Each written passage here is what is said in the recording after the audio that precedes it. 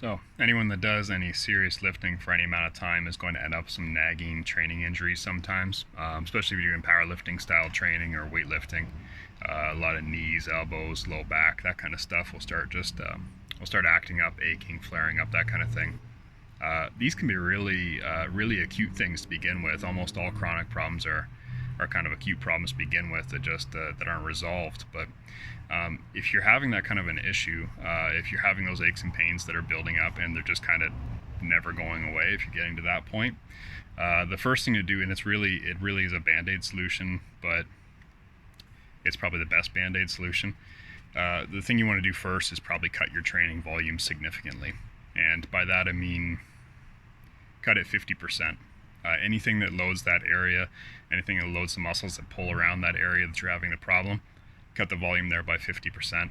Still keep the same movements in the routine, still keep some of that intensity. You might want to pull back that top end intensity a little bit, anything close to a max, but really pull back the volume to begin with.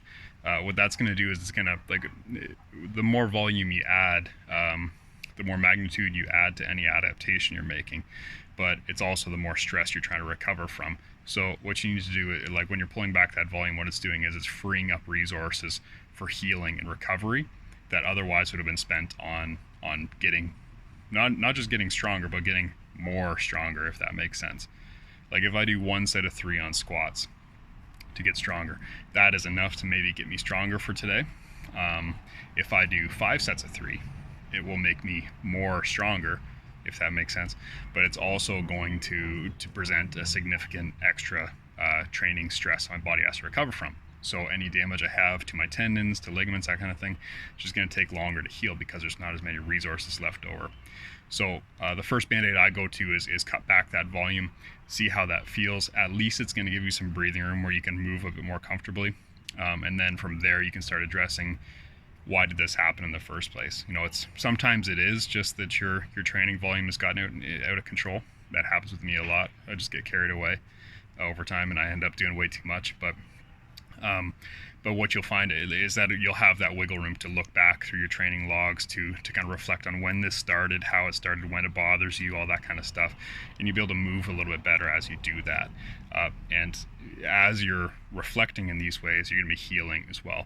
It's not as though you're continually re-injuring the same thing while you're waiting for that healing to start. So that's number one. Cut the volume back and then start investigating, figure out where that came from in the first place. And once you understand, I would still kind of slowly, progressively add the volume back in. If you cut it back to 50%, go to 55, go to 60, see what your body tolerates and kind of add from there. Because a lot of the time it's not that you're even necessarily moving poorly or anything like that. It's not bad technique per se, but it could just be that the tissues involved are just overloaded, generally speaking. And 75% of your normal training volume might be tolerated as fine. 80% might crush you and hurt you. So just be aware of those things. Really look for them. Give yourself that wiggle room to really investigate and then go from there. Don't forget to hit like and subscribe and let me know what you think below. If you want to see some more osteo content, training content, just let me know and I'll get it posted up for you guys. All right, talk again soon.